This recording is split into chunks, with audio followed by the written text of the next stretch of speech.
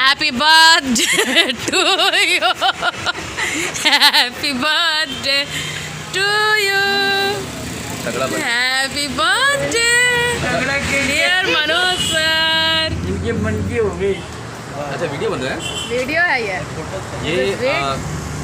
Happy birthday to me. यहाँ पर मेरे साथ देखो ममता ने बहुत बढ़िया मतलब जीवन में कुछ ऐसा किया है जो याद रहे। तो नॉर्मल मतलब फैंटास्टिक केक तो सबको याद रहता है, लेकिन ये याद रहेगा सिर्फ। और सुशांत आप बगल में खड़े हैं, आज हम लोग केक कटिंग करें, खा भी रहे हैं। और ये स्टॉल का नाम है लेमन टी 20 चहा आणि हवा असणार। तो इसके साथ साथ आप सबको भी केक में शेयर कर रहा हूँ। Happy birthday. और वो हो गया, अपलोड कर दो तुरंत। ओ मम्मी क्या चाकू और क्या केक। तो मैं बोला केक क्यों कटवा है?